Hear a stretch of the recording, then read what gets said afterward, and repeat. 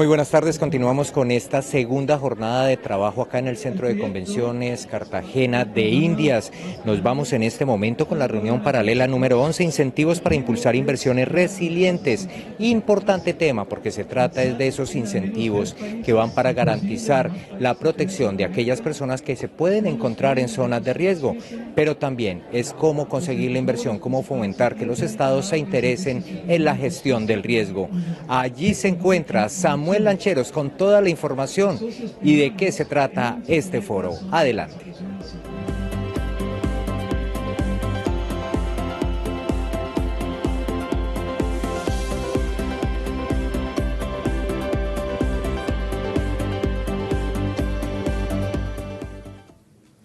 Muy buenas tardes, continuamos con nuestro segundo día de la sexta plataforma regional para la reducción del riesgo de desastres en la región de las Américas, nuestro segundo día y nuestra 11ª plenaria paralela denominada Incentivos e Instrumentos para Impulsar Inversiones Resilientes.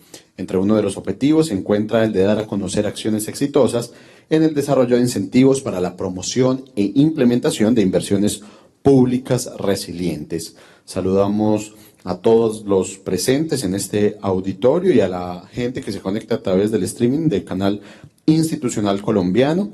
Para continuar con esta sesión le vamos a dar paso, vamos a presentar primero a nuestros invitados, el moderador Jesús Zuniaga Marcano, moderador del primer segmento de esta sesión, es ejecutivo principal de la Vicepresidencia de Infraestructura de CAF, Banco de Desarrollo de América Latina. Con él estarán nuestros panelistas, Francisco Tula Martínez, director de la área de inversiones del Ministerio de Planificación Nacional y Política Económica Mideplan, de Costa Rica y presidente de la Red de Sistemas Nacionales de Inversión Pública. Asimismo, estará con nosotros Carolina Díaz Giraldo, subdirectora de Gestión de Riesgo de Desastres y Cambio Climático del Departamento Nacional de Planeación de Colombia, y Gilberto Romero Ceballos, quien es especialista en gestión del riesgo de desastres y adaptación al cambio climático. Sin más preámbulo, le doy entonces la palabra a Jesús Zuniaga Marcano, nuestro moderador del primer segmento.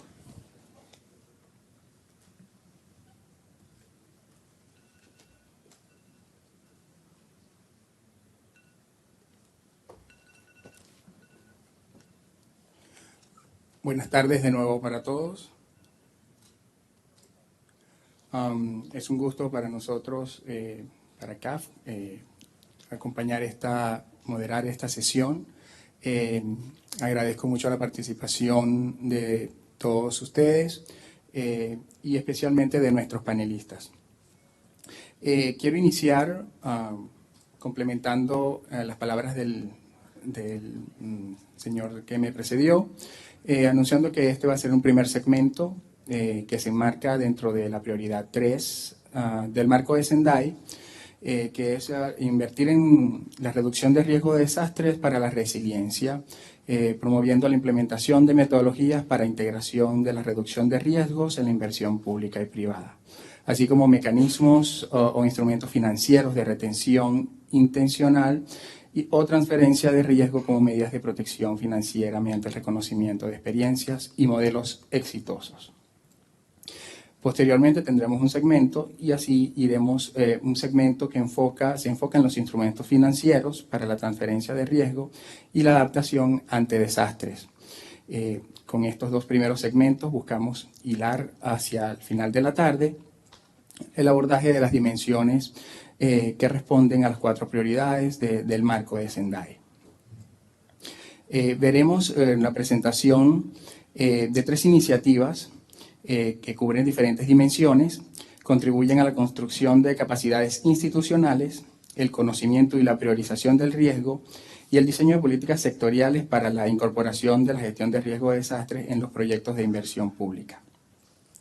Quiero invitar a Carolina Díaz Giraldo, subdirectora de Gestión de Riesgo de Desastres y Cambio Climático del Departamento Nacional de Planeación, quien inicialmente hará una presentación sobre el Índice Municipal de Riesgo de Desastres y seguidamente tendremos un conversatorio en el cual conoceremos las iniciativas que el señor Gilberto Romero Ceballos, presidente del Centro de Estudios de Prevención de Desastres de Perú, nos comentará sobre la experiencia en Perú de la implementación del programa Geópolis y de fortalecimiento institucional a través de la metodología de Epifines, y del señor Francisco Tula Martínez, director de inversiones del Ministerio de Planificación Nacional y Política Económica, quien nos mostrará, los ilustrará con la experiencia de Costa Rica para incorporar la gestión de riesgo en la inversión pública. Quiero invitar a Carolina a que inicie la presentación, y quiero invitar entonces a Gilberto y a Francisco a que nos acompañen acá mientras Carolina nos hace su presentación.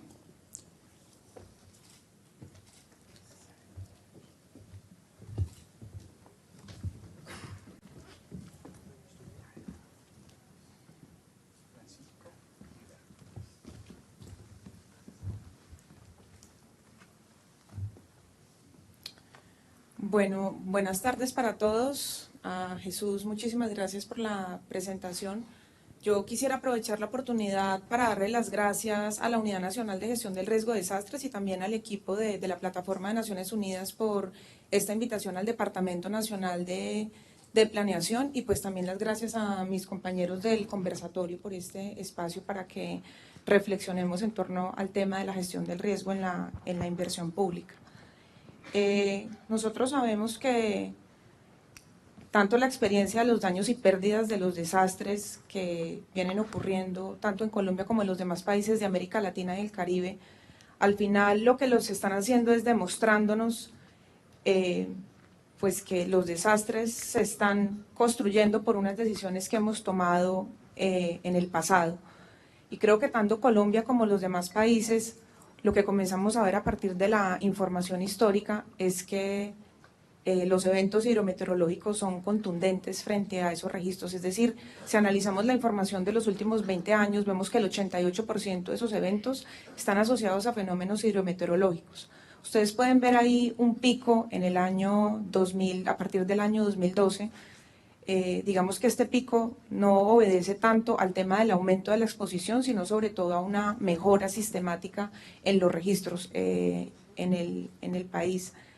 Pero entonces la pregunta que nosotros nos comenzamos a hacer frente a ese tipo de desastres es, está bien, los desastres ocurren, están generando unos daños y pérdidas, eso es evidente para todos, pero la pregunta es, ¿dónde se están concentrando ese tipo de impactos y pérdidas? Entonces, cuando cogemos la información frente a la población afectada versus los ingresos y utilizamos estadísticas como la del Producto Interno Bruto per cápita a nivel departamental para el país y la cruzamos con la información de la tasa de población afectada, la utilizamos esto para ajustando por esa tasa de población, vemos que sí existe una correlación que es muy evidente, que nos está diciendo, mire, los departamentos con menores ingresos per cápita tienen las mayores tasas de población afectada por esos eventos hidrometeorológicos. Y ustedes pueden ver ahí la línea de tendencia de esos cruces de información. El tema es que en Colombia, desde hace ya muchos años, se están haciendo diferentes esfuerzos para responder a ese tipo de situaciones problemáticas. Y una de ellas es a través de las inversiones que se hacen en el tema de gestión del riesgo. Lo primero que hay que reconocer es que entre el 2010 y el 2016 se ha invertido en gestión del riesgo 3 veces más de lo que se invertía antes en el periodo 2002-2009. Eso, digamos, es un avance en términos de los esfuerzos que se están haciendo para el país. Pero si uno comienza a hilar un poco más fino, identificar en qué se están haciendo esas inversiones y quiénes están haciendo esas inversiones, ustedes ven ahí un pico de los esfuerzos principalmente del nivel nacional, seguido de los esfuerzos de las inversiones que se están haciendo desde los municipios. La pregunta un poco sobre esto es, estas inversiones, ¿cómo se están distribuyendo? Digamos, ¿cómo se están priorizando esas inversiones en el territorio?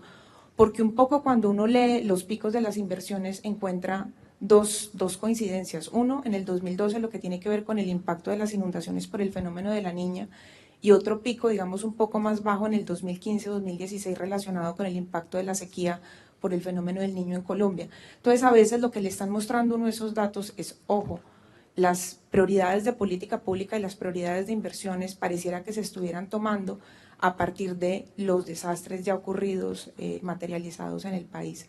Entonces, un poco para intentar responder esa pregunta de cuál debería ser ese criterio que oriente la prioridad de las inversiones, fue que el Departamento Nacional de Planeación tomó la decisión de hacer el ejercicio de construir un índice municipal de riesgo ajustado por capacidades. Después de hacer una revisión de diferentes experiencias que existen a nivel mundial, 108 y 2 que existen para Colombia, que digamos son complementarias a este ejercicio, comenzamos a ver como diferentes índices con diferentes alcances. Uno para comparar entre países, normalmente utilizando metodologías que son complejas, análisis de componentes principales, hasta otros índices que digamos sirven para medir y diagnosticar a nivel de encuestas de percepción y a nivel barrial, y finalmente nosotros encontramos como un punto intermedio, queremos utilizar un índice que sirva para comparar entre regiones y municipios, que sea un índice simple y que maneje pocas variables.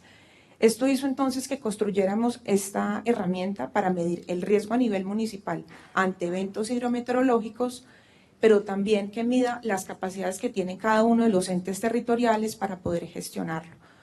El índice es en realidad simple, es replicable, es muy fácil de interpretar, tiene también como particularidad, reconoce las particularidades que tienen los territorios tanto frente a las condiciones de riesgo como frente a las capacidades, sirve para orientar prioridades de política pública y digamos que este primer ejercicio se enfoca en los desastres hidrometeorológicos, pues teniendo en cuenta que son los eventos que más están ocurriendo en el país.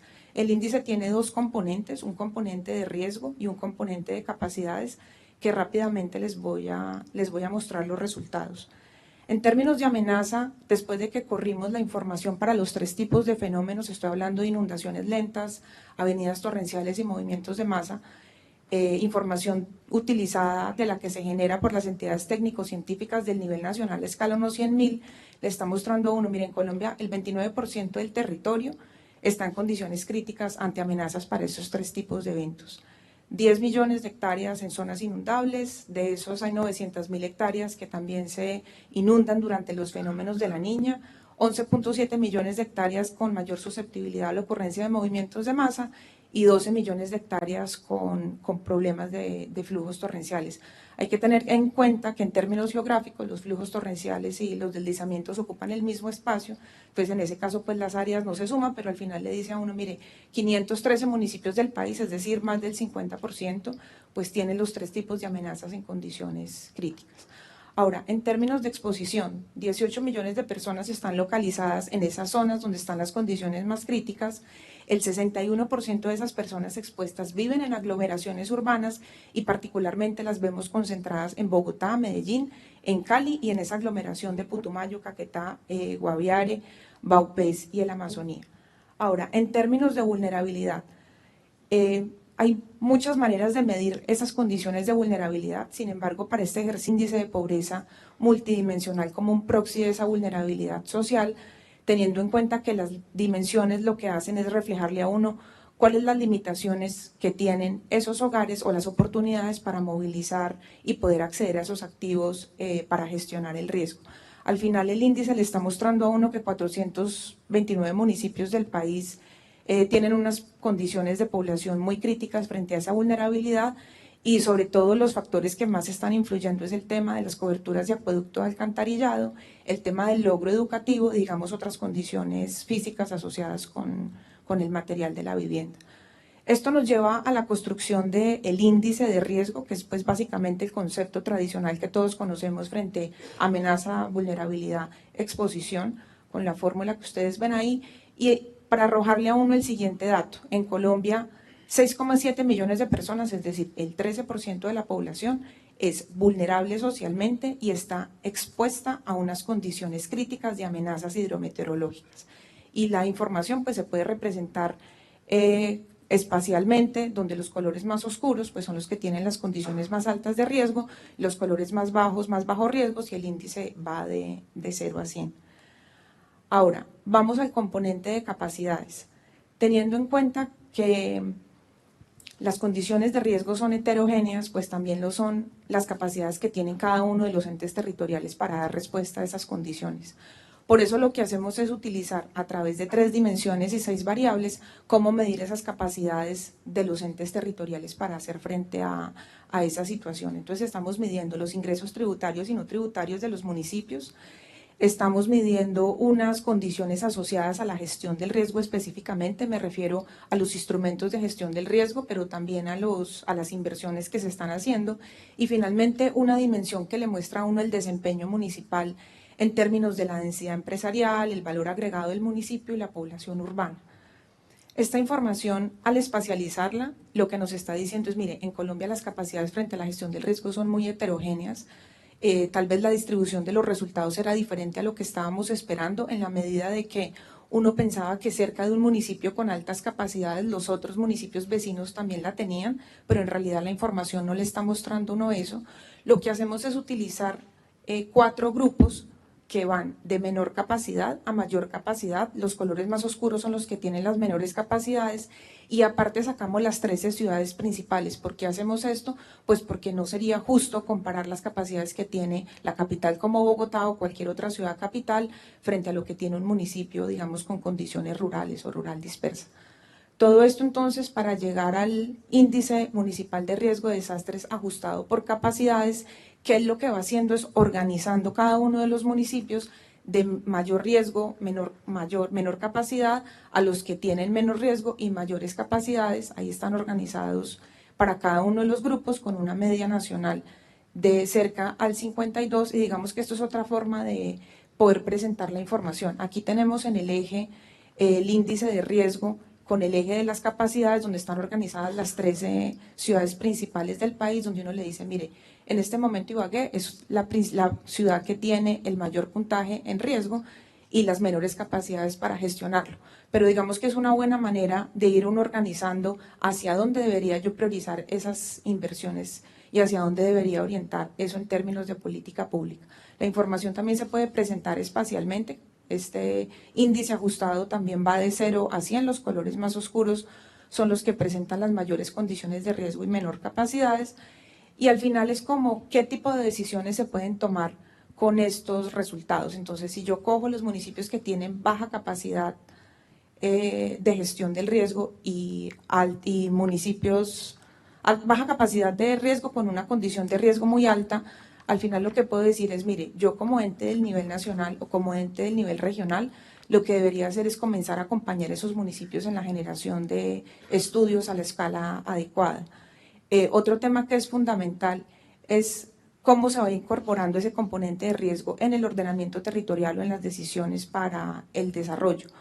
Evaluar las asistencias técnicas que se están haciendo desde el nivel nacional, digamos en esa medida de la lectura de que no todos tienen las mismas capacidades para asumir esas condiciones, y pues en la medida de que los municipios vayan avanzando y madurando en la tarea, pues es cómo van mejorando esas capacidades técnicas para la formulación e implementación de proyectos. Pero digamos que el índice también le permite a uno hacer una priorización de la otra manera, y es decir, tengo unos municipios con unas muy buenas capacidades para gestionar el riesgo, pero que tienen unas condiciones que son muy críticas. Ahí uno podría presionar un poco más y es decir, ojo, no es suficiente con que usted cumpla con sus instrumentos, sino hay que comprometerse con unas metas específicas en un tiempo de usted en qué capacidad está para reducirlo y hasta qué punto, cómo se puede garantizar ese seguimiento y la implementación de las medidas de gestión del riesgo, el tema de poder hacer una evaluación económica y sobre todo de la efectividad de las inversiones que se hacen, y finalmente lo que tiene que ver con el tema de los incentivos, pues porque hay municipios que están haciendo bien la tarea y tienen la capacidad para gestionarlo. Entonces uno cómo puede promover, por ejemplo, inversiones de carácter regional para que esas decisiones que se tomen en el territorio pues sean mucho más costo eficientes frente a otro tipo de decisiones. Por ahora eso era todo, muchísimas gracias. Muchísimas gracias, Carolina.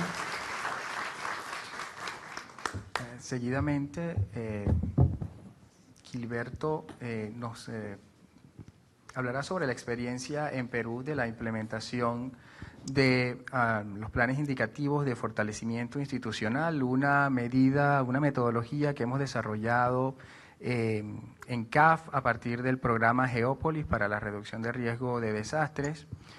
Pero antes de ello debo hacer una pequeña introducción al tema. Los planes indicativos de fortalecimiento institucional como metodología forman parte del componente de fortalecimiento institucional del programa Geópolis.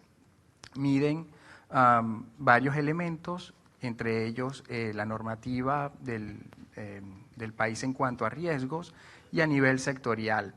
Es un programa enfocado a la planificación, un componente enfocado a la planificación sectorial y mide varias dimensiones. Otra de ellas es el compromiso político y técnico que existe en las instituciones del sector, la organización institucional, el uso de la información, cómo está esto organizado en las instituciones. Y este componente va acoplado con un componente de ingeniería sísmica en el cual hemos desarrollado estudios en el área de la ingeniería para temas de infraestructura como tal. En caso hemos hecho una casuística de evaluación de puentes que han sufrido diferentes impactos por sismos para evaluar su desempeño y cómo podemos mejorarlos con técnicas reconstructivas de adecuación sismo resistente para garantizar el desempeño o habiendo hecho ingeniería forense para poder determinar su vida útil o por qué fallaron. Además, el término estudio sobre amenazas, que tiene que ver con la importancia del estudio de sitio para poder incorporar, hacer una mejor implantación de los proyectos para minimizar los impactos de los efectos sísmicos. El uso de aisladores y disipadores de energía en estructuras, que es un tema que no ha penetrado suficientemente en nuestra región, pero que existen experiencias valiosas en diferentes países. Tenemos estructuras que han soportado diferentes sismos y que se han mantenido garantizando la funcionalidad del sistema vial luego del sismo, porque contaban con esta metodología. Y hemos hecho la evaluación de las normativas sismoresistentes en 8 países de la región, incluyendo Estados Unidos como norma base de la mayoría de nuestros países. En el caso de los planes indicativos de fortalecimiento institucional, como les mencioné, se hace a través de sectores. Hemos hecho para los sectores de infraestructura vial, transporte, puertos, electricidad, energía, logística, en diferentes países de la región, en Ecuador, Perú, Colombia, Bolivia y uno en el sector logístico de Panamá. En el caso del Perú, trabajamos con el Ministerio de Transporte y Telecomunicaciones y realizamos estos planes indicativos para ambos sectores, para lo cual el Ministerio de Transporte y Comunicaciones cuenta con un instrumento que le permite desarrollar políticas sectoriales que le ayuden a fortalecer la comunicación de su desempeño como institución rectora de estos dos sectores, incorporando el enfoque de gestión de riesgo de desastres. Gilberto, cuéntanos cómo fue la experiencia en Perú y cómo ha contribuido esto al fortalecimiento de las capacidades en el Ministerio de Transporte y Comunicaciones. Bien, gracias. Tengo que comenzar necesariamente dando a conocer 2 elementos de contexto, ¿no? Uno, el fenómeno del Niño tiene como territorio predilecto el Perú y Ecuador, básicamente. 3 fenómenos del Niño ocurridos 82, 83, 97, 98, 2016, 2017. Lluvias intensas desencadenan flujos de lodo, deslizamientos, huaicos, como le llamamos allá, a estos flujos de lodo, y la infraestructura vial es la más expuesta y la que tiene las mayores pérdidas y daños, ¿no? Lo cual es sumamente costoso para un país tener que repararla permanentemente y son reparaciones mayores.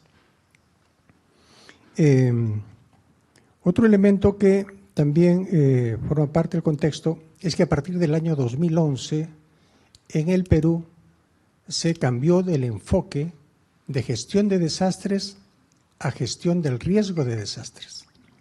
Si antes estábamos enfocados en el desastre y ver cómo nos preparábamos para poder manejarlo, administrarlo, y las defensas civiles eran las entidades encargadas del tema, a partir del año 2011 el enfoque está centralizado en el riesgo, ¿no? Trabajar en el riesgo para que no se nos convierta en desastre.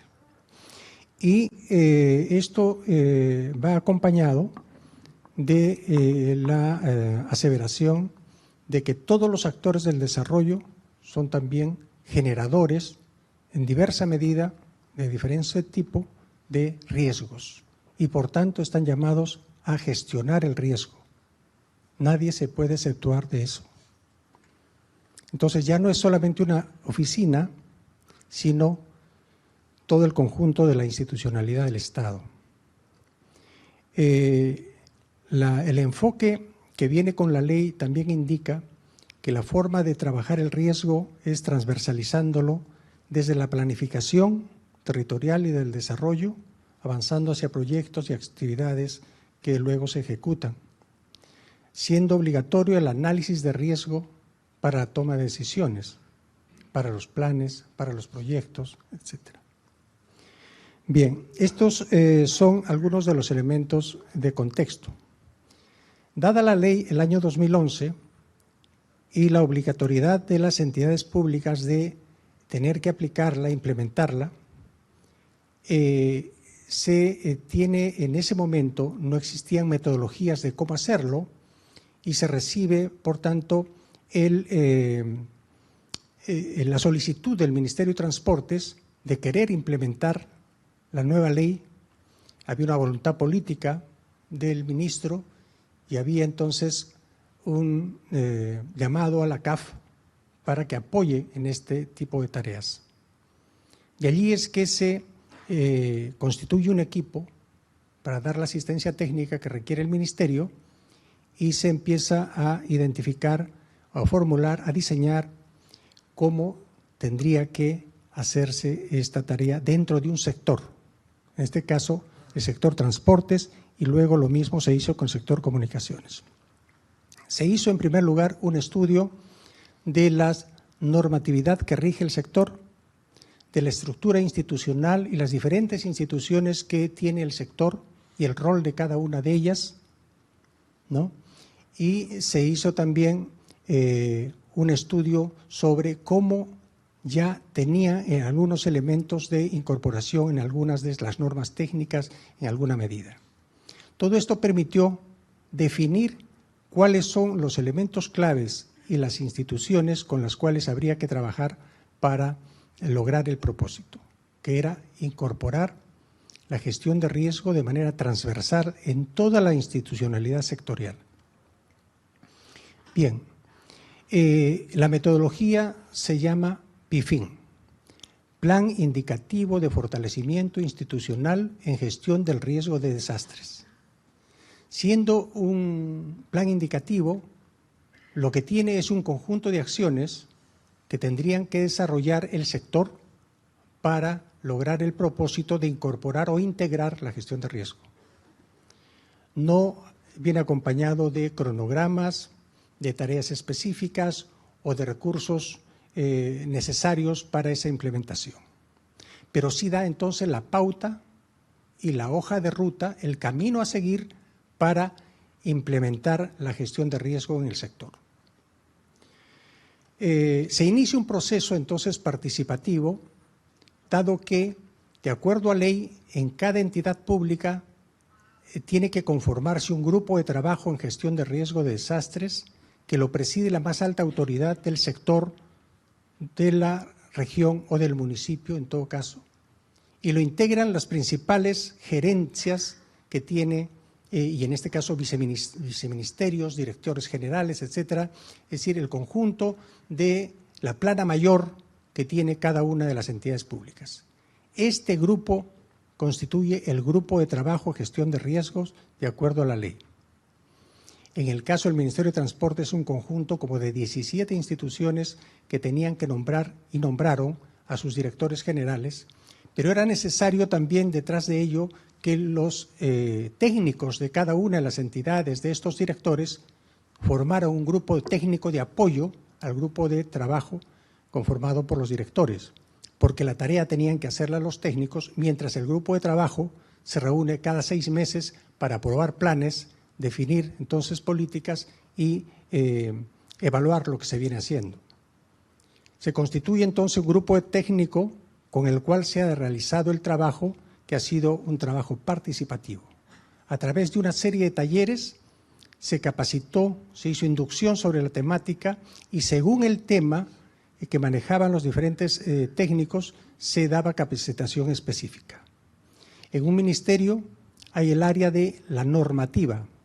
Una serie de instancias trabajan en el tema de la normativa. Hay otros que trabajan en planificación, ¿no? Presupuestos, proyectos de inversión pública, que es otra área. Y hay otros que implementan, ¿no?, los proyectos, que en el caso peruano tenemos uno que trabaja a nivel nacional, que se llama Provías Nacional, Provías Descentralizado es el que trabaja a nivel del territorio, y tenemos una situación que es concesiones, porque en el país la vialidad nacional, las vías principales que tiene el país están concesionadas al sector privado. El 90 y tanto % de la vialidad ya está concesionada al sector privado. Por tanto, también tendría que participar la Dirección de Concesiones Viales en este proceso, en esta experiencia.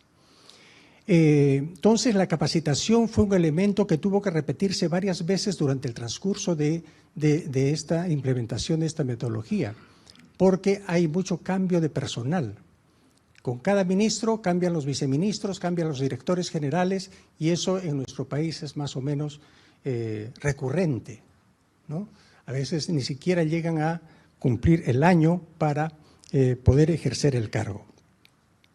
Bien, entonces el PIFIN, que es justamente el documento, el producto final, ¿qué es lo que indica? Indica que lo primero que habría que actualizar en un ministerio, en un sector, perdón, sería actualizar la política sectorial. Porque si esta política sectorial no contiene ni una palabra ni un renglón sobre la gestión de riesgo en sus lineamientos, es imposible que nadie vaya a cumplir absolutamente nada, porque de ahí se desprende una serie de normativas del sector. En segundo lugar, había que incorporarla en los procesos de planificación que tiene el sector. Y en el caso peruano hay una serie de planes que se llevan a cabo dentro del sector. Hay planes multisectoriales, hay planes estratégicos institucionales, hay planes operativos anuales, hay planes de logística, hay una serie de planes que tiene el sector para llevar a cabo su trabajo. Entonces, la planificación, incorporando la gestión de riesgos, revisando por tanto los planes o actualizando estos para incorporar la gestión de riesgos, es una segunda línea de trabajo que se propone allí a través de este instrumento. Luego era necesario también actualizar y adecuar la estructura organizacional, el reglamento de organización y funciones que tiene el sector para realizar su trabajo, porque si el reglamento de organización y funciones no indica que es parte de la dirección X o Y realizar gestión de riesgos, no se hace. Entonces, todo esto tiene que ser formalizado a través de este mecanismo. Igualmente, un sector tiene normas técnicas específicas de cómo realizar la tarea o el trabajo. Hay normas técnicas para la construcción de puentes, hay normas técnicas para la rehabilitación de vías, para el mantenimiento operativo de las vías, ¿no?, que puede ser cotidiano, que puede ser, en fin, de diferentes niveles, y en cada uno de ellos hay normas técnicas que hay que ajustar mucho más para que se consideren los riesgos. Inclusive en el inventario vial que se hace, ¿no?, periódicamente, se propone que también hay que identificar en ese inventario vial aquellos peligros que están en el territorio y que pueden afectar las vías en toda la red vial. Además, se identificó que los sistemas de información que maneja el sector están desarticulados, están muy antiguos y era necesario modernizarlos, era necesario integrarlos porque diferentes entidades tenían sistemas de información dentro del sector, pero no conversaban entre sí, se ignoraban mutuamente y cuando se les pedía los mapas, ¿no es cierto?, los mapas eran un tanto antiguos, a pesar de que llevan una estadística sobre los puntos críticos que se destruyen en cada temporada de lluvias. Sin embargo, esto no estaba incorporado adecuadamente y no estaban actualizados. Se propone entonces actualizar e integrar estos sistemas y además vincularse con sistemas de información que manejan las entidades científicas que tendrían que proveerles de la información para llevar a cabo el análisis de riesgo que les corresponde. Entonces, un elemento de soporte son los sistemas de información, pero otro elemento también que ayudaría a garantizar que el tema tenga una relativa continuidad es formación de personal especializado en gestión de riesgos en cada una de las áreas del sector. En el área de normativas, necesariamente. En el área de planificación, por supuesto. En el área de formulación de proyectos de inversión pública, de todas maneras. Entonces, este tipo de cosas son algunas de las que se proponen a través de un plan indicativo de fortalecimiento. Yo me quedaría ahí por el momento. Muchas gracias, Alberto. Y eso es clave, ¿no? Una vez que puedas tener la capacidad de poder formular planes y proyectos adecuados, es que puedes llevarlos al sistema de inversión pública. Quisiera que Francisco nos contaras cómo se hace esto en Costa Rica, cómo es tu experiencia como director de inversión pública. Bueno, muchísimas gracias por la oportunidad de poder comentarles un poco la experiencia de Costa Rica. Primero, me van a disculpar porque ando un poco afectado de la garganta, pero bueno, lo positivo es que tengo poco tiempo, entonces voy a tratar también de sistematizar la información y darles el mensaje de la forma más clara. Tal vez partiendo de esa inquietud y de esa pregunta y de lo que han compartido los colegas, me gustaría como definir los principales rasgos de cómo desde Costa Rica hemos abordado la inclusión de los temas de gestión de riesgo a desastre en inversión pública particularmente, y voy a referirme tal vez a 4 grandes temas en los próximos minutos. El primero es una reflexión que quiero plantearles sobre la temática, un segundo tema de cómo hemos incorporado la temática de gestión de riesgo a desastre en la inversión pública, uno tercero que tiene que ver con la visión o el abordaje que hemos hecho de estos temas desde un enfoque sistémico, y concretamente el cuarto, lo que estamos haciendo ya, digamos, a un nivel más operativo o instrumental, y de lo que quiero plantearles en función de esta experiencia que hemos tenido. Sobre el primer tema, tal vez me parece importante que en foros como este tengamos claro, y por lo menos es mi apreciación, la realidad ha desbordado las expectativas que nosotros teníamos en general sobre estos temas, y creo que basta con echar un vistazo en las noticias, poner atención en lo que está sucediendo, pues si nos damos cuenta que ya de por sí vamos atrasados en el abordaje y en el manejo de la temática. Eso me parece que desde cualquier contexto y en cualquiera de nuestros países o en nuestros lugares es evidente y es así. Entonces, yo creo que aquí es importante ya no solo ver hacia el futuro, sino apresurarnos a entender y abordar ese futuro, y parte de acá pues esta reflexión. Sobre el segundo punto de por qué la gestión de riesgo a desastre en la inversión pública, me parece que hay señales muy claras que nosotros pues no debemos de pasar por alto, y que va en varios niveles y en varios contextos. Tal vez lo más usual y lo que en primera instancia nosotros podríamos visualizar o identificar es que hay cambios en los patrones climáticos, hay aumentos de temperatura, que eso es a nivel de los desastres y que lo estamos viendo y viviendo. Pero si vamos avanzando en otros niveles un poco más en términos del comportamiento de las personas y de la vida en sociedad, pues nos damos cuenta que esto también está generando grandes pérdidas, está generando grandes daños, grandes afectaciones a la vida humana.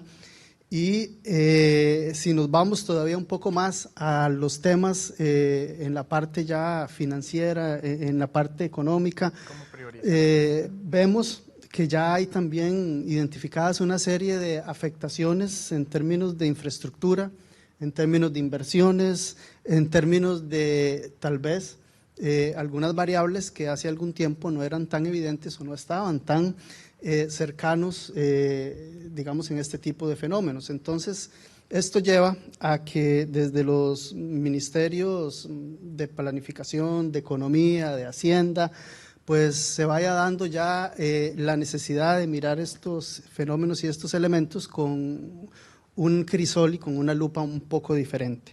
Al final del día, pues todo esto no es más ni menos que un problema de desarrollo, no es más ni menos que un problema de afectación a la vida de la sociedad, y me parece que en ese contexto tenemos que tener claro esas interrelaciones y tener una visión y un criterio amplio cuando tratamos los temas y poder llevarlo a estos contextos. Es en realidad ese tipo, digamos, de situaciones que se vienen presentando en los últimos años en las sociedades en general y en Costa Rica en particular, que nos ha llevado a abordar el problema bajo un enfoque diferente y básicamente el abordaje que hemos hecho es un abordaje de un enfoque sistémico, donde tenemos claro que no es una institución, no es únicamente tarea de un sector de la sociedad. Y la experiencia lo que nos dice es que en Costa Rica el abordaje que le hemos dado es interinstitucional, es intersectorial, donde participan una serie de instituciones, pero al menos en esta visión yo quisiera rescatar 3 por las rectorías y por lo que significan dentro del contexto. La parte de la planificación, que tiene que ver con la inversión y la preinversión, que tiene que ver con el desarrollo nacional, con toda esta planificación que debe llevar de manera transversal estos temas. La parte de la hacienda pública, que al final es quien en la mayoría de los casos asume los costos de estas acciones que se hacen o se dejan de hacer. Y también el ente especializado en el manejo de la gestión del riesgo. En el caso de Costa Rica es la Comisión Nacional de Emergencia, que tiene dentro de sus mandatos no solo la reconstrucción, sino también la prevención, y que los que estuvieron en algunas de las sesiones plenarias anteriores pues pudieron conocer un poco, porque acá se presentó de cuál es la perspectiva.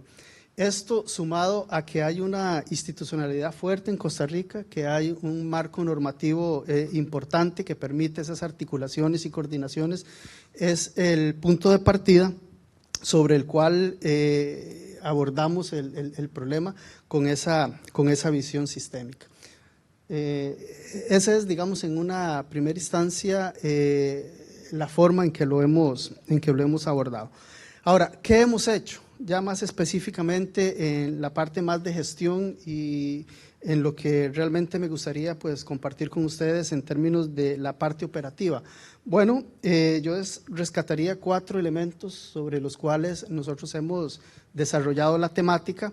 El primero es un marco normativo fuerte, un marco normativo alineado y articulado que obliga a las instituciones. En el caso particular no es exclusivo del tema de inversión pública, pero en la parte de inversión pública también se da la obligatoriedad de incorporar estos temas en la inversión pública, no solo en los proyectos de inversión pública, sino en la inversión pública en general.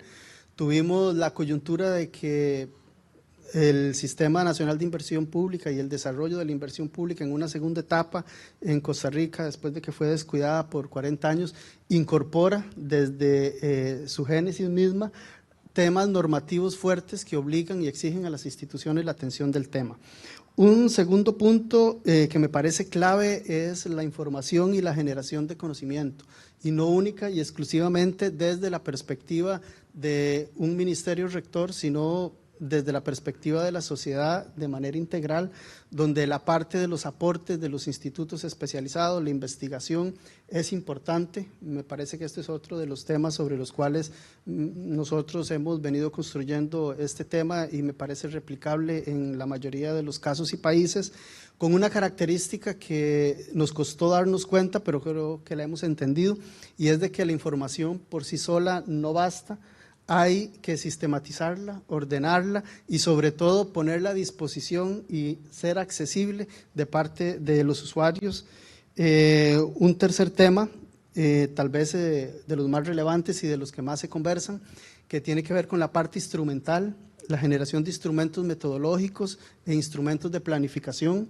Acá nosotros en la parte de instrumentos metodológicos hemos desarrollado metodologías en varios sectores, metodologías específicas, generales, y todas con una característica, y es que tienen incorporado el tema de reducción del riesgo a desastre en la inversión pública.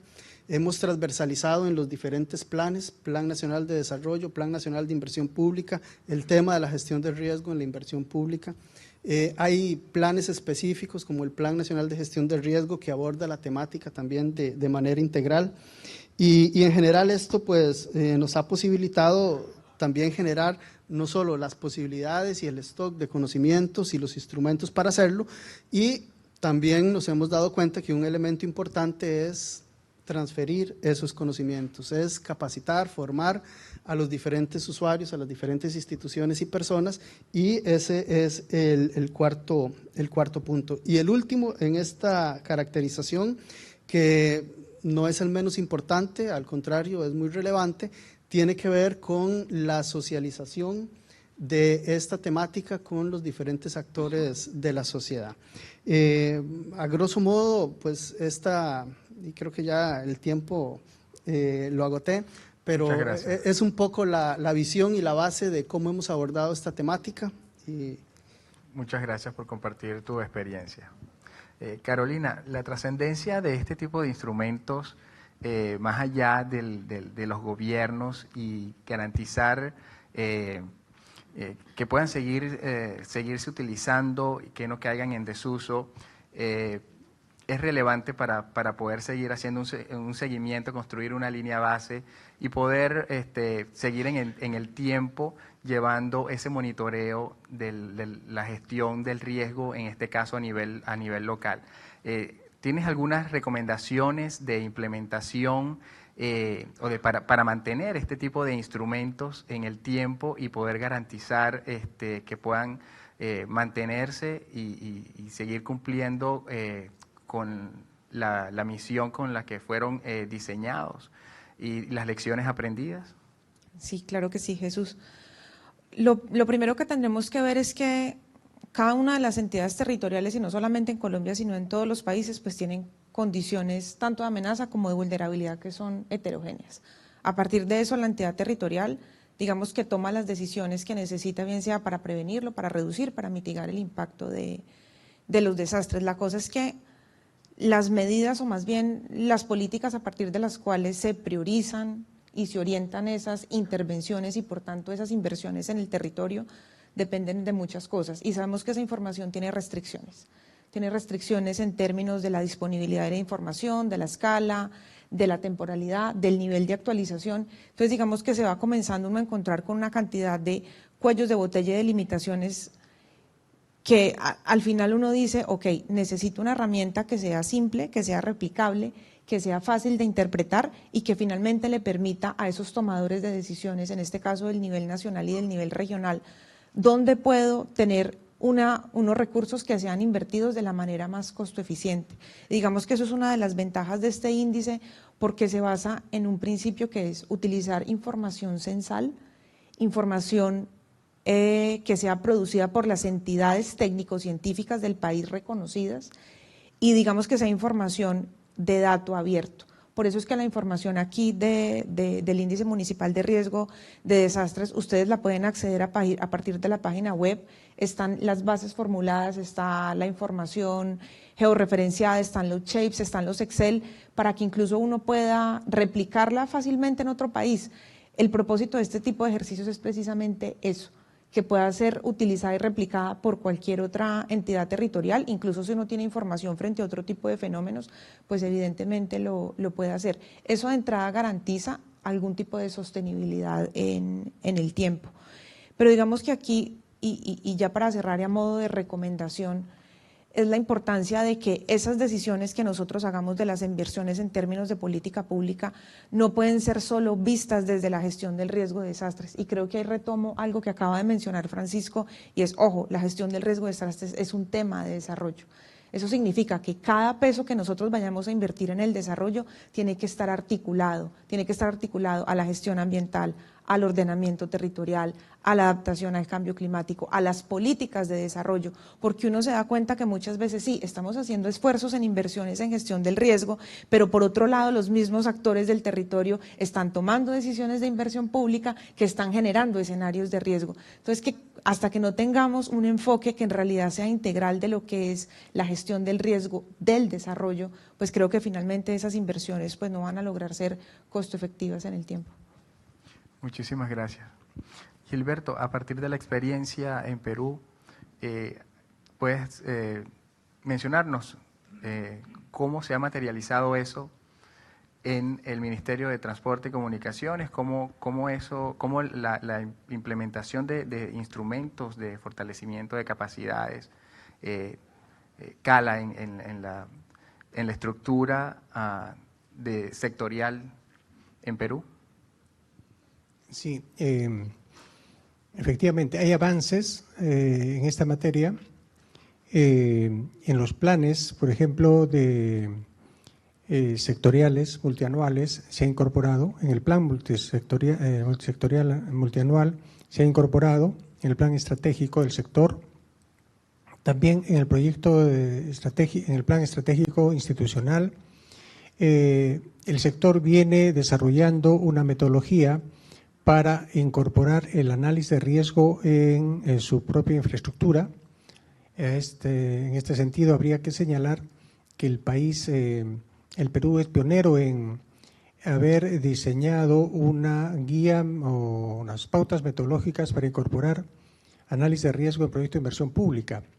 El año 2007 publicó el Ministerio de Economía y Finanzas esta guía que obliga a todos los proyectos a hacer análisis de riesgo obligatorio en el proceso de formulación. Esto mucho antes de que se diera la ley de gestión de riesgos, que es del año 2011. Sin embargo, cada sector es el que conoce mejor cuáles son sus vulnerabilidades y está llamado a desarrollar su propia metodología adecuada a su sector para el análisis de sus propias vulnerabilidades. No basta una metodología general, ¿no? Tiene que ser a nivel específico, porque no es lo mismo cómo afectan las lluvias al sector salud o al sector educación que al sector transportes. Cómo afectan las bajas temperaturas, ¿no? Las heladas y nevadas en la infraestructura vial que en la salud de las personas. Entonces, en ese sentido hay unos avances, haber incorporado esto. También hay un avance en lo que es la modernización del sistema de información que tiene el Ministerio, ¿no? Se nota un salto cualitativo en esa materia. Y hay un avance también que se puede advertir en lo que es escenarios de riesgo como base para la formulación de los planes y de los proyectos de inversión pública. Este es un proceso más extenso, mucho más largo, y que requiere apoyo, asistencia técnica, sin embargo, ya se ha empezado a desarrollar. ¿Por qué el avance es, a mi juicio, bastante relativo y poco todavía? Uno de los factores que más influye, lógicamente, como todos conocemos, es la voluntad política. Un ministro puede estar muy interesado en el tema, pero el ministro que entra no conoce nada sobre la materia, no se entusiasma con el tema, trae otras prioridades y entonces hay un bajón en el avance en ese rubro, ¿no? Y entonces el gran reto, como conversábamos hace un rato, era cómo garantizar la continuidad de los procesos, ¿no? Yo creo que es un tema de reflexión para todos, puesto que desde el nivel político existe esta situación. Otro elemento que también hay que mencionar es que la gestión de riesgo requiere especialización, ¿no?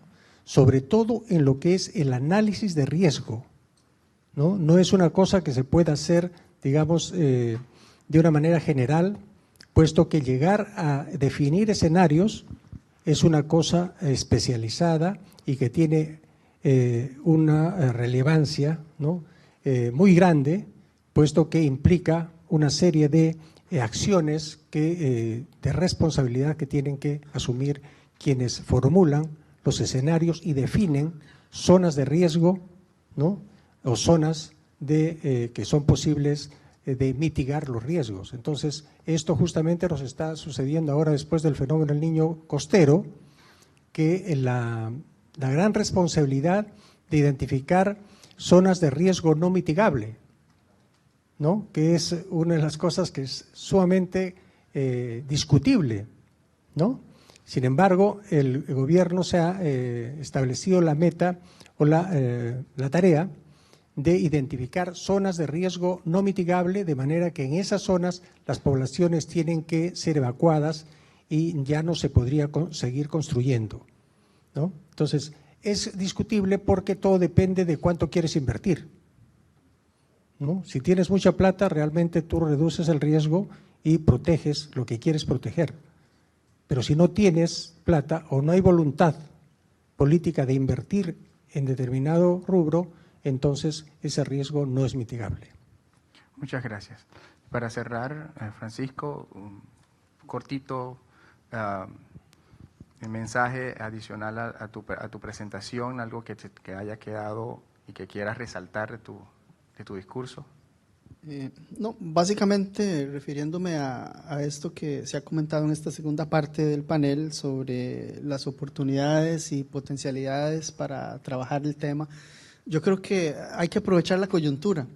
Este es un tema que si se plantean programas, proyectos, actividades, metodologías y casi que cualquier actividad por la coyuntura y el contexto a nivel global en que estamos, casi nadie va a decir que no.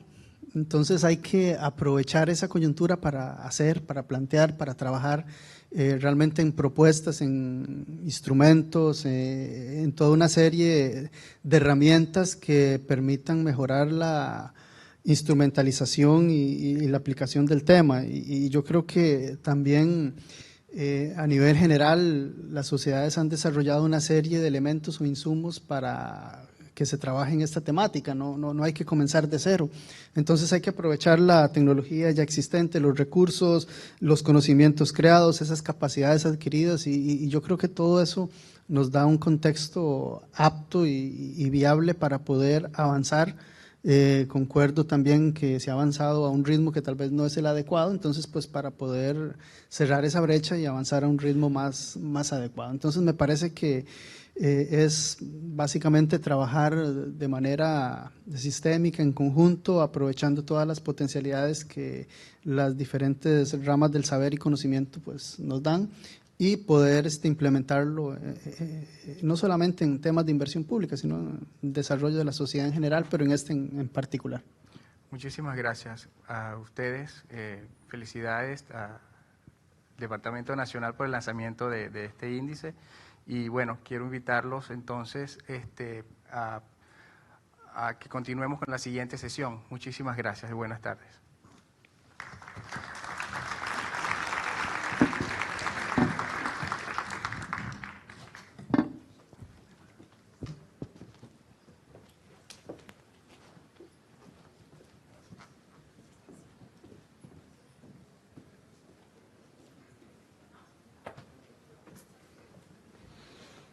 Buenas tardes a todos, bienvenidos a esta sesión plenaria, sesión paralela número 11. Quiero hacer unas notas para continuar.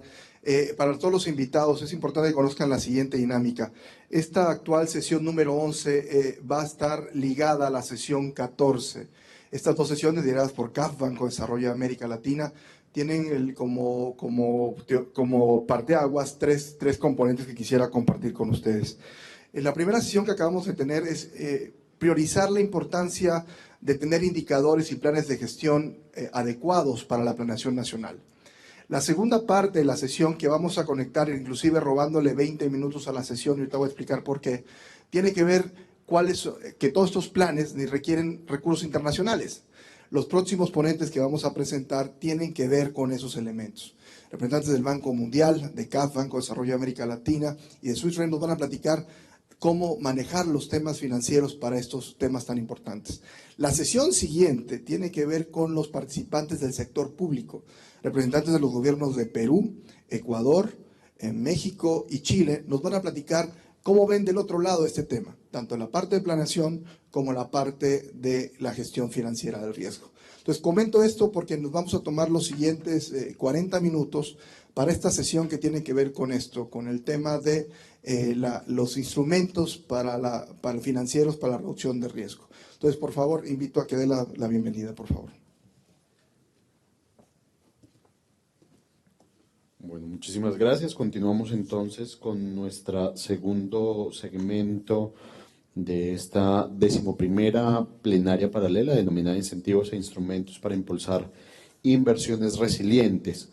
En esta segunda parte nos acompañará como moderador Alberto Undurraga. Él es un economista y político chileno quien ejerció el cargo de ministro de Obras Públicas por 4 años consecutivos durante el gobierno de la presidenta Michelle Bachelet.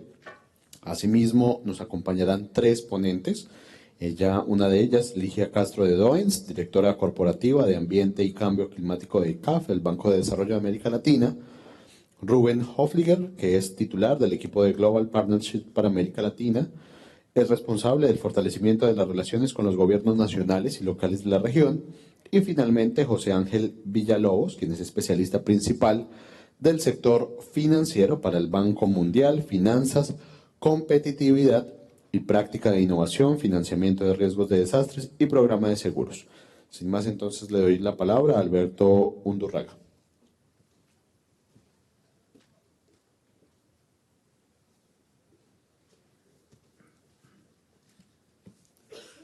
Hola, buenas tardes a todos y todas. La verdad que por el buen uso del tiempo yo quiero invitar inmediatamente a Ligia que pueda hacer su presentación y que suba tanto Rubén como José Ángel aquí arriba para que escuchemos la presentación y después podamos participar de ella.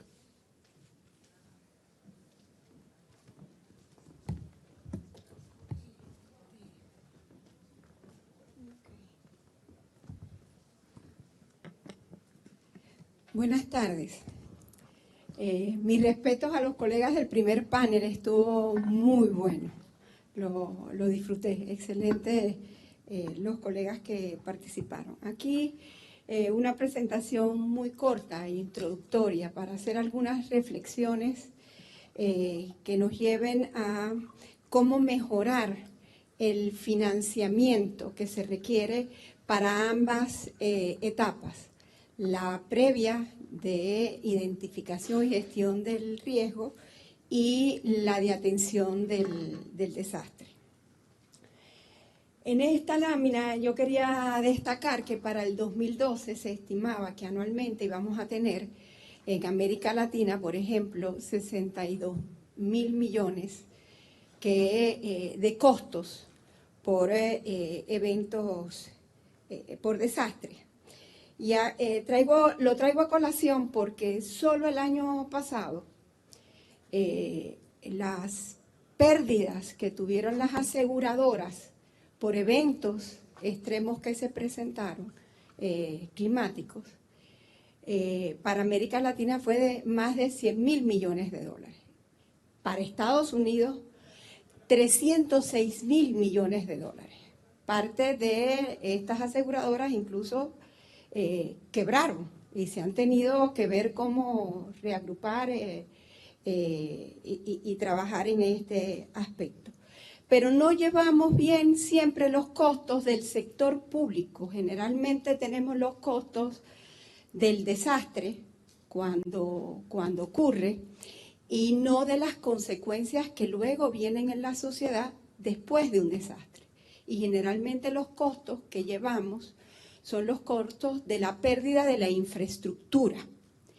Pero, por ejemplo, en el evento del niño del 97-98, que fue muy severo, muy extremo en el caso de Panamá, con una sequía prolongada de más de 5 meses, con temperaturas muy altas, donde los ecosistemas de la región central de Panamá estuvieron en un estrés extremo.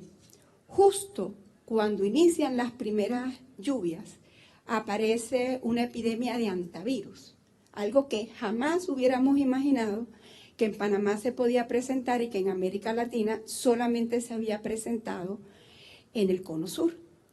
Entonces, ¿cómo se desarrollaron las condiciones en los ecosistemas? ¿Qué depredadores desaparecieron también, los depredadores naturales de los roedores que transmiten esta enfermedad? Y el estrés de estos ecosistemas con este calor tan alto y esta sequía tan intensa que se presentó inmediatamente con las primeras lluvias esta epidemia de hantavirus y que tuvo un costo impresionante para controlar, porque la gente se estaba muriendo y como el sistema de salud no estaba alertado, no estaba prevenido de cómo atender este tipo de epidemia, después de más de 100 muertos, cuando se enferma el primer turista norteamericano que atienden en Estados Unidos y que identifican lo que pasa, es que viene la ayuda de control de enfermedades de Estados Unidos para identificar qué es lo que está pasando. Ese costo no se sumó, ese costo de controlar esa epidemia no se sumó al costo de la pérdida de infraestructura en el gobierno nacional. Pero son costos relativos a ese evento extremo. Y normalmente no llevamos los costos privados y públicos, no los sumamos. Entonces no tenemos en nuestros países costos reales siempre de las pérdidas asociadas a eventos extremos o están dispersos en el sector público y en el privado. Acá, como bien dijeron los colegas en la sesión anterior, hemos estado en los últimos años iniciando a fortalecer el trabajo en la identificación del riesgo, su mitigación, en el financiamiento, tener una estrategia con financiamiento para atenderlo y en prepararnos para ello. Pero todavía allí falta por hacer. Y hemos seguido trabajando en el tema de la respuesta y la reconstrucción, pero necesitamos mejorar la información de los costos para también poder saber cómo vamos, cuáles necesidades tenemos reales de financiamiento, tanto para la etapa previa de gestión, de identificación y gestión del riesgo, como para la fase post-desastre. Aquí, por ejemplo, vemos que en los últimos años ha habido realmente un avance en poder atender el post, en tener una mayor relación de costo-eficiencia. Pero como iniciamos a trabajar en la prevención, allí todavía hay un margen que necesitamos tener para ver ejemplos como el que tocará uno de los panelistas con el Fondo de México, para prepararnos para la etapa previa. Aquí también yo quisiera mencionar el ejemplo chileno, es otro de nuestros panelistas, de cómo inicialmente en el abordaje de cómo fortalecer la infraestructura en Chile, modernizarla, fortalecer la institucionalidad, no se tomó en cuenta transversalmente el tema de cambio climático y cómo después de 26 desastres, de los cuales solo 6 no fueron climáticos, tomaron conciencia de eso y empezaron a trabajar una política, una normativa y una extraordinaria publicación de Plan Nacional de Adaptación y Mitigación para la Infraestructura en Chile. Entonces, pero todo esto se financió con presupuesto nacional. Que el poder tener también los costos nos permite interiorizar en la gestión pública, en los planes de gobierno, en los subplanes de inversión anuales, los costos que se requieren para invertir en actualizar o generar una nueva política, una nueva legislación, una nueva normativa, planes nacionales para atender la etapa pre que necesitamos iniciar en algunos países y fortalecer en otros.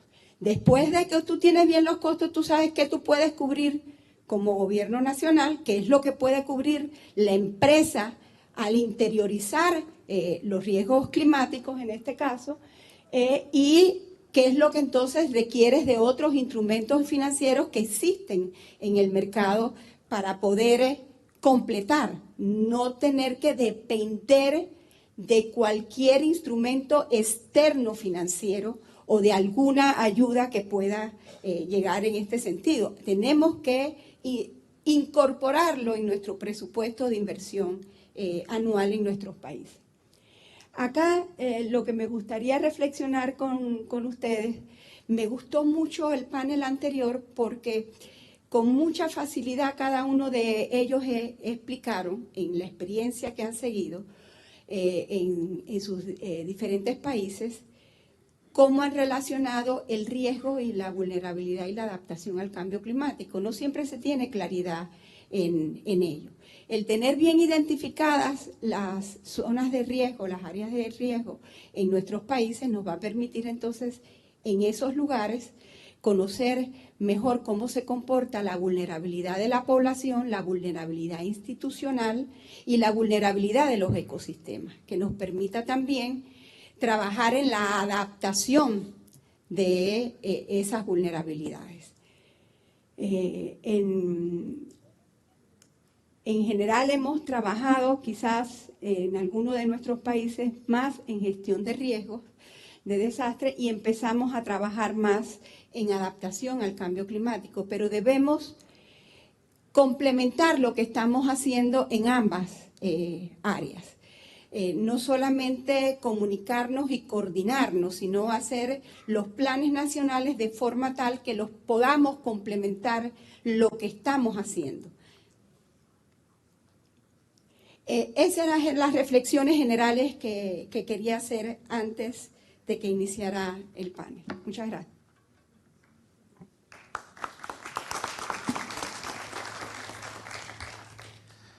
Muchas gracias, Ligia. Yo quisiera partir por las preguntas a José Ángel, que es experto del Banco Mundial en estas materias.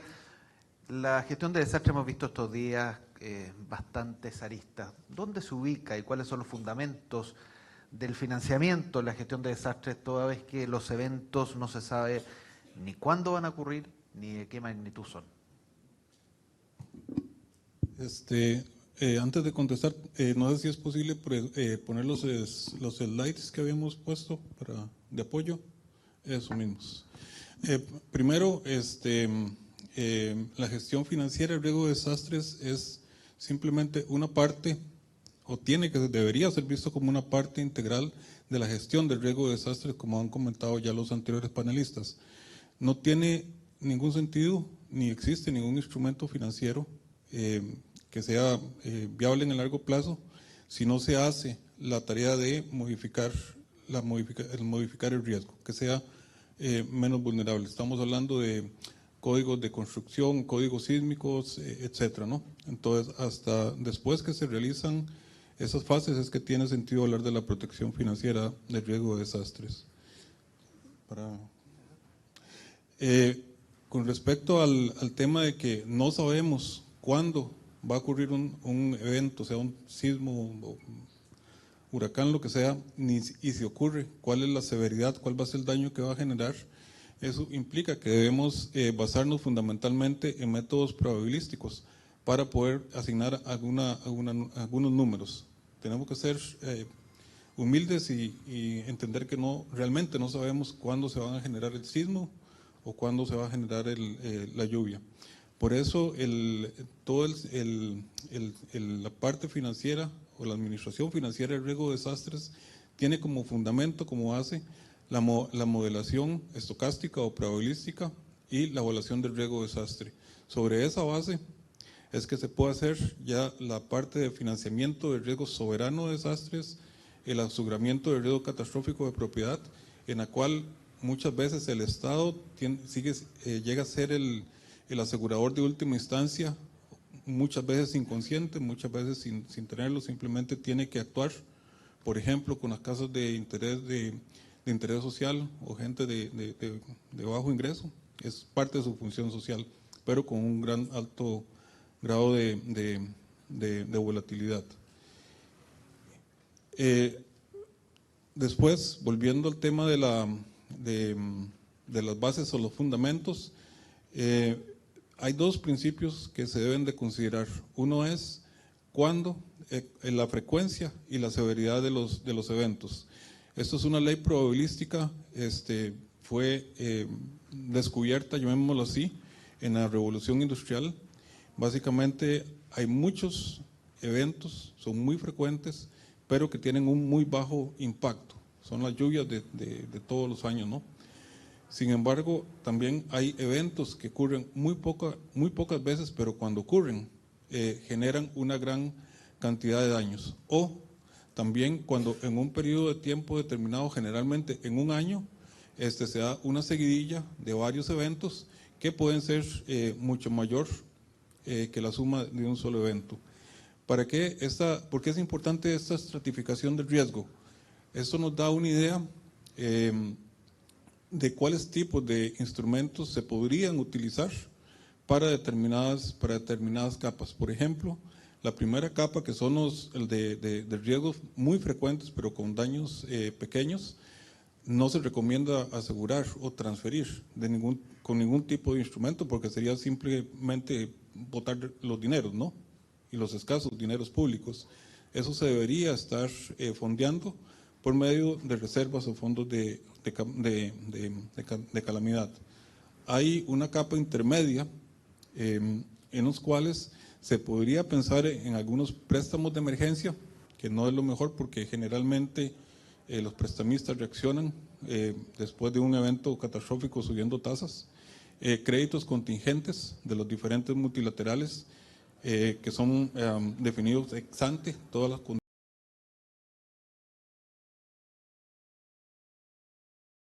presupuestaria, que también es un chance, dependiendo de cuándo en el periodo del año ocurre el evento. Y finalmente, la última capa, la de esos eventos grandes, realmente catastróficos, sí se recomienda que haya una transferencia del riesgo. El riesgo catastrófico, por definición, es un riesgo sistémico, por definición. Por lo tanto, lo mejor que se pudiera hacer es sacarlo del sistema y proteger el sistema.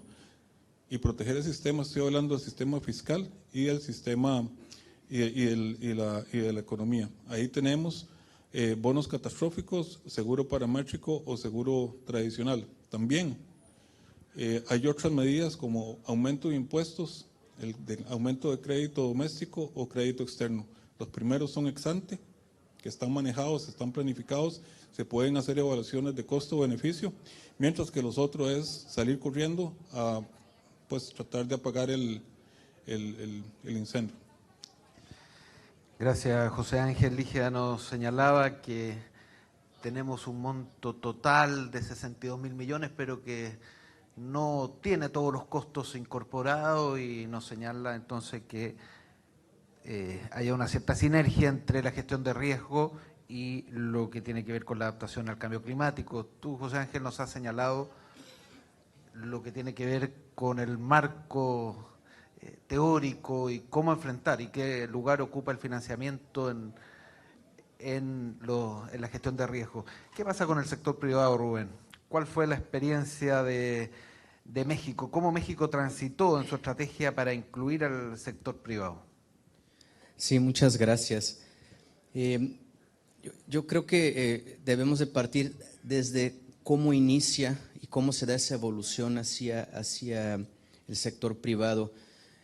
En 1996 México crea por primera vez el Fondo de Desastres Naturales, un fondo presupuestario 100%, una bolsa de recursos que se utilizaba cuando ocurría una situación de desastre, donde era administrada por el Ministerio de Hacienda y se transfería a los diferentes ministerios para esa reconstrucción. Paso del tiempo se dieron cuenta que una bolsa de recursos presupuestaria en un año podría ser mucho dinero porque no había desastres, en otro año era completamente insuficiente por los desastres naturales que impactaban el país. De ahí se tomó la decisión de modificar la Ley Federal de Presupuesto del país para poder darle una asignación fija del presupuesto a este fondo. Se constituye como un fideicomiso con el principal objetivo de que al final del año los remanentes no tuvieran que reintegrarse y ese dinero pudiera quedarse en esta bolsa, porque los que conocen de materia presupuestaria sabrán que el dinero que no te gastas este año, el año que viene te castigan y no te vuelven a dar el mismo dinero. Entonces, cuando no te gastas ese dinero en desastres, el año que entra dan menos y ese es el año que te pegan los de contratación de deuda, etcétera, etcétera. Segundo paso fue entonces constituir un mecanismo fuera de, digamos, de presupuesto, un fideicomiso que pudiera crear reservas, pero la ley del 2006 limitó a que solo fuera el 0.4% del gasto programable del presupuesto de egresos de cada año lo que debiera tener el fondo al inicio de cada año. ¿Qué quiere decir eso? Que la misma ley topó el monto máximo que puede tener el fondo al inicio de cada año. Si no me gasto nada, no me dan nada. Si me gasto, me lo completan hasta llegar a este 0.4%, que puede crecer conforme crezca el presupuesto, ¿no? Derivado de ello es que con la exposición a todo tipo de peligros que tiene México, ¿no? y la frecuencia con la cual se ha visto impactada las finanzas públicas del país, que se decidió empezar a trabajar en esquemas de transferencia de riesgos que cubrieran, como ya lo comentaba atinadamente mi colega, cubrir capas un poco más superiores y no cubrir la frecuencia, cubrir un poco más de severidad.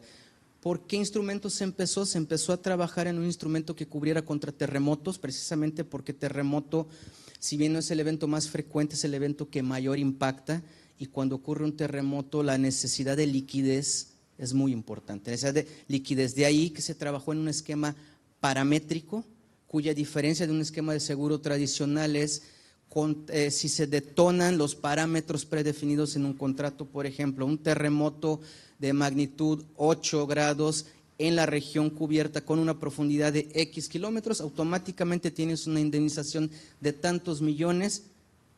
Fin de la discusión. No hay que ir a inspeccionar cuántas casas dañadas, cuántas escuelas, cuántos hospitales. Eso se diseñó para atender la parte emergencial, la parte de atención a la población, ayuda humanitaria a la población, toda la parte de un poco de la atención de la población, de la emergencia, limpieza, remoción de escombros, la parte de la recuperación temprana.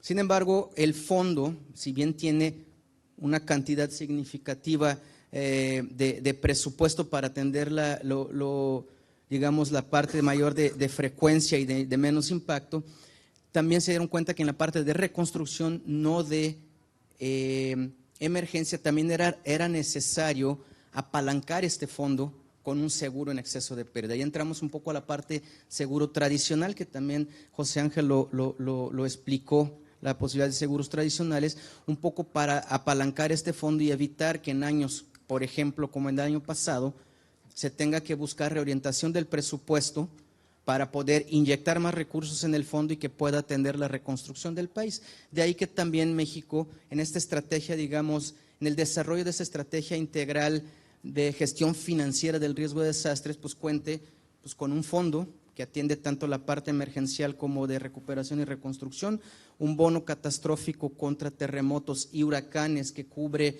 capas catastróficas, y un seguro en exceso del fondo que cubre de manera indemnizatoria los activos públicos del país y las viviendas de la población de bajos recursos. Si me permites, nada más quisiera regresar a un punto muy importante que comentó Ligia sobre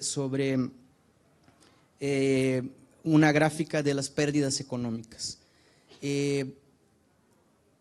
Si bien las pérdidas aseguradas han sido enormes y han habido en casos, como comentabas, aseguradoras al borde de la quiebra, lo que nosotros hemos visto en la realidad es que las pérdidas totales son mucho mayores que las pérdidas aseguradas. Existe todavía una brecha enorme de protección de daños que sigue habiendo cuando vemos a lo largo de los años cómo ha crecido la brecha, es decir, el total de pérdidas es mucho mayor que las pérdidas aseguradas y esa brecha continúa creciendo. ¿Qué significa eso? Que el crecimiento, el desarrollo de nueva infraestructura no acompaña el aseguramiento de la misma forma como se da el crecimiento. Y por ende ese es uno de los puntos que también es muy importante que se ataque, porque aquí concluyo con lo que comentaba José Ángel del tema de la responsabilidad social.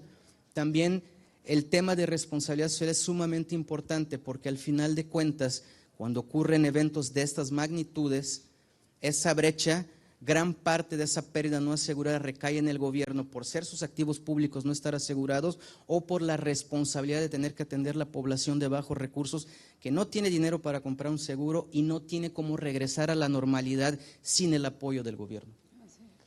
Gracias, Rubén. Ligia, ¿hay espacio para el instrumento de financiamiento verde que puedan atender los retos de vulnerabilidad climática? ¿Cuál es su opinión? Sí, los países nuestros cuentan con fondos que son de los países y que administra Naciones Unidas, como es el Fondo Ambiental Global, el Fondo de Adaptación y el Fondo Verde para el Clima. Los proyectos que los países presentan allí necesariamente deben incluir un análisis de riesgo climático, lo que hace que todos los proyectos que se presenten y aprueben en estos fondos van a ser proyectos que son resilientes y que van a apuntar hacia el desarrollo sostenible.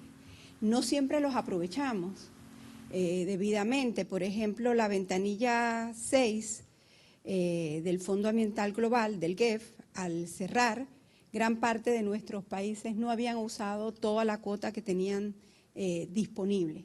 Quizás a veces nos enfrascamos en la cotidianidad del trabajo y no siempre nos damos cuenta que tenemos esos recursos allí y que pueden usarse, y que hay instituciones en América Latina que están preparadas para apoyar a los gobiernos, tanto como agencias implementadoras como agencias ejecutoras, y que puedan hacer un uso eficiente de esos recursos que tienen a su disposición. Muy bien, gracias, Ligia. Sabemos personas de distintos países acá. José Ángel, yo estoy seguro que te ha tocado analizar distintas experiencias. ¿Qué nos puedes decir? ¿Qué experiencias destacadas hay en materia de política pública, por un lado, y en materia de casos concretos, por otro, que creas que sea bueno compartir acá? Sí, con mucho gusto. ¿Podrían poner, por favor, el siguiente slide? Efectivamente, en este momento hay 6 países que han emitido su propia, el que sigue, por favor. El que sigue, ese. Hay 6 países que han emitido su propia política de administración financiera de riesgo de desastres, empezando por Colombia, fue el primer país en hacerlo, pero también ya están Panamá, Filipinas, Kenia, Perú y la semana pasada Guatemala. Lo emitió, la acaba de emitir, y hay otros 2 países que ya tienen un borrador bastante bueno. Estos documentos son la visión de Estado de la política de administración financiera de riesgo de desastres, y es un documento macro, es un documento de política, pero están acompañados por planes de implementación, generalmente a 5 años plazo. Eso es un tema pues más o menos complicado y complejo, y en esos planes de implementación sí se especifican cuáles son los productos específicos, cuáles son las entidades responsables y tienen plazos para cumplimiento. De otra manera, un documento tal vez muy bonito no se estaría materializando en la práctica. Si quieren el siguiente. Esto es una muestra de los tipos de objetivos, no se ven, pero por ejemplo, en general hay un objetivo que es el de conocimiento del riesgo, el de poder cuantificarlo. Hay otros países que tienen en común, por ejemplo, el desarrollo del mercado local de seguros a efectos de que el Estado pueda transferir al sector privado, al especialista, a las compañías de seguros y reaseguros, ese pasivo contingente, por ejemplo, de casas de personas de bajos recursos y así protegerlos. Y con respecto a la práctica ya específica, concreta y real, si quiere pasamos al próximo ejemplo. El primero es el de la facilidad del Caribe para riesgos catastróficos, es el más antiguo y apenas tiene 10 años y un piquito. De esto es una referencia de todo el camino que falta por andar, pero ha sido un modelo exitoso y hasta la fecha ha pagado 130 millones de dólares. Y en un plazo máximo de 14 días. Este es el tipo de seguro paramétrico que menciona Rubén, de que permite una inyección de algún tipo de riesgo común, terremoto, huracán, exceso de lluvia, el que fuera. Si están menos que perfectamente correlacionados, pueden definitivamente lograr una reducción del precio. Y esto para el Estado es muy importante. El Banco Mundial, además, si no estamos promoviendo un producto en particular, seguro paramétrico, o cat bonds, o indemnizatorio, o líneas de crédito contingente, sino el conjunto de los diferentes instrumentos. No hay un instrumento perfecto por sí, ni mucho menos. Tiene que haber un complemento. Más adelante se va a ver un caso específico. Otros casos, por ejemplo, es el pool turco para aseguramiento catastrófico de casas de habitación, que logró que se aumentara fuertemente la penetración de seguro para ese sector. Y mencionando el tema de pandemias que usted tocó, hace como 2 años el Banco Mundial amplió la definición de desastre natural para incluir precisamente las pandemias. Y hace aproximadamente 1 año se sacó un bono para pandemias. Y recientemente, 3 semanas, se hizo un primer pago por un brote de ébola en la República de Congo. Esos son el tipo de innovación, desde los conceptos que estamos usando, la parte de incorporar la resiliencia en los créditos, por ejemplo, tradicionales, se está pensando ya en modificarlo y ampliarlo, y premiar, promover, ¿verdad? Ese tipo de mecanismos.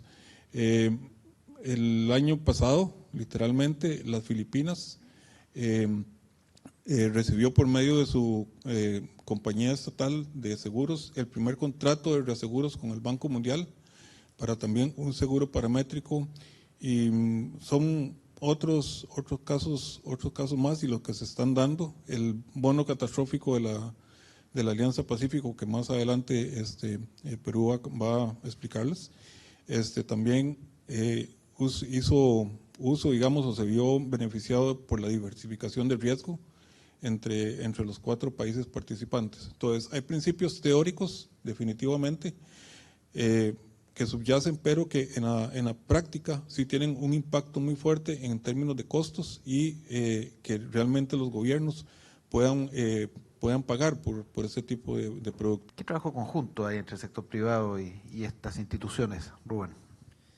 Sí, complementando un poco lo que ya había comentado José Ángel, también vemos en este caso carteras crediticias, donde hemos analizado carteras crediticias particularmente de bancos agrarios que le hacen préstamos a población de bajos recursos para poder comprar semillas y poder hacer sus producciones, y también en el caso de bancos de desarrollo que atienden las pymes, las pequeñas y medianas empresas.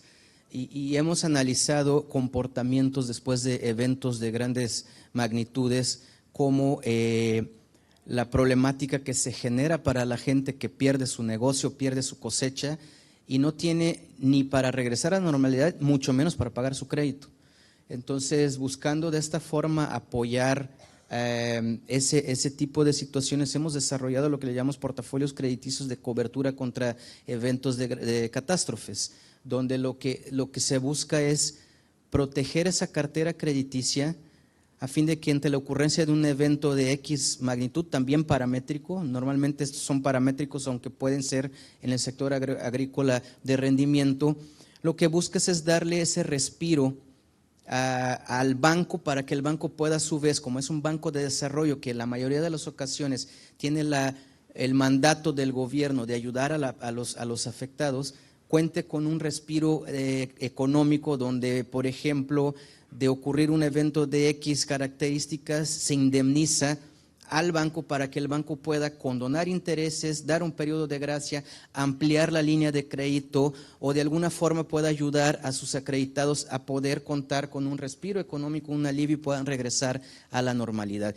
Ese tipo de productos se pueden hacer trajes a la medida. ¿Qué voy con eso? No necesariamente tiene que ser el comprador, el banco puede ser el comprador, cada uno de los acreditados, donde el banco impulsa el producto, pero cada uno puede adquirir ese tipo de productos en un esquema, por ejemplo, ganar-ganar, donde si tú compras un seguro masivo con estas características, yo banco, como disminuye mi riesgo crediticio, yo te disminuyo tu tasa de interés. Y al disminuir tu tasa de interés, automáticamente te va a compensar el costo de la prima del seguro. Hay muchas formas de poder buscar de manera masiva cómo apoyar a la población, sobre todo la población de más bajos recursos, que muchas veces es la población que no puede salir adelante, como ya lo comentaba, y requiere del apoyo de una asociación público-privada. ¿Y tiene en la cabeza algún ejemplo de caso exitoso relacionado con eso? Ejemplos como casos exitosos, imagínate apalancamiento de un fondo, no quiero entrar a hablar de nombres en particular porque no me corresponde a mí dar el dato, sino el cliente, pero lo podemos hablar de casos exitosos, apalancamiento de fondos de atención de emergencias de una banca de desarrollo, donde la banca de desarrollo tiene un fondo de emergencia que solo lo puede activar ante la ocurrencia de desastres naturales. Una vez ocurrido el desastre, se activa el fondo para el apoyo de sus propios clientes acreditados, pero esos fondos tienen límites y muchas veces, y lo vimos en algunas ocasiones, el agotamiento del fondo por lo vasto de la afectación o del impacto del fenómeno, y por ende un apalancamiento del fondo significa que tú cuentas con una cobertura adicional que se detona y te permite continuar con esa liquidez necesaria para atender todo el espectro de afectados dentro de la región que tienes cubierta. Ligia, y ahora desde la mirada de los bancos del desarrollo, usted es directora de Ambiente y Cambio Climático de la CAF. ¿Cuál es el rol de los bancos del desarrollo en esta materia? Bueno, tenemos dos vías. En este sentido, por ejemplo, el Banco Mundial que está acá, el BID y CAF que actúan en América Latina, los tres somos agencia implementadora de los fondos que yo mencionaba, el Fondo Ambiental Global, el Fondo Verde para el Clima y el Fondo de Adaptación. Con los tres fondos podemos trabajar en la etapa previa apoyando a los países. Gracias. Con recursos que no son reembolsables, de cooperación técnica, para fortalecimiento de capacidades. Les pongo un ejemplo. En el Fondo Verde para el Clima, cada país tiene derecho a usar hasta $1 billón al año para fortalecer las capacidades nacionales. Un ejemplo que a mí me gusta mucho es el caso chileno, que ha sido capaz de usar 4 ventanillas seguidas, 4 años consecutivos, sus readiness para fortalecimientos de capacidades muy eficientemente. El primer año lo hizo para crear una autoridad nacional designada que trabajara muy coordinadamente entre Hacienda, el Ministerio de Ambiente y la Cancillería. Y se pudieran revisar todas las políticas, las legislaciones para dar congruencia de forma transversal en el Estado chileno de la gestión del riesgo y de la adaptación al cambio climático. El segundo readiness fue ya para el fortalecimiento de las capacidades de todas las instituciones públicas, de todos los sectores que actúan en el gobierno y fortalecer la coordinación interinstitucional. El tercero fue para fortalecer todo lo que son las capacidades regionales y locales y darle congruencia a la normativa desde el nivel local con la que se había adelantado a nivel nacional. Ellos han sido muy efectivos en usar estos recursos. Adicionales a estos recursos también están los no reembolsables para los planes nacionales de adaptación, que incluyen gestión del riesgo. No todos nuestros países han aprovechado estos recursos.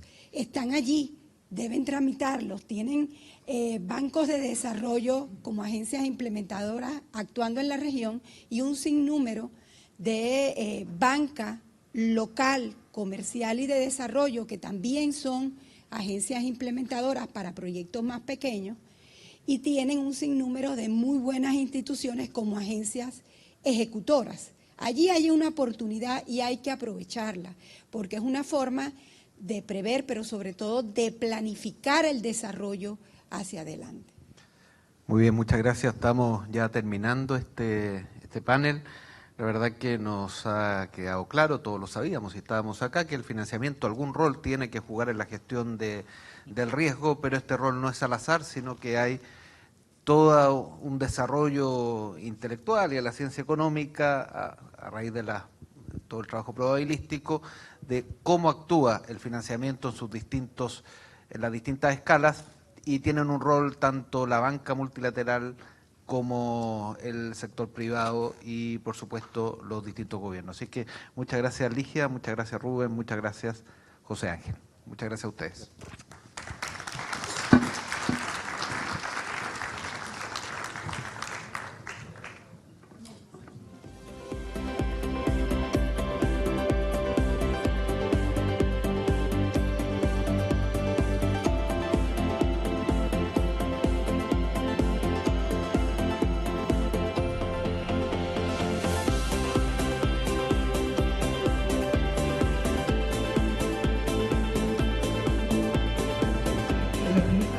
Bueno, culmina así esta jornada de trabajo, de experiencias compartidas a nivel internacional para que se puedan mejorar esos aspectos que tienen que ver con el riesgo, inversión y buenas prácticas. Ese ha sido el mensaje de lo último que se ha presentado aquí en esta segunda jornada de trabajo en Cartagena de Indias. Nos veremos más adelante.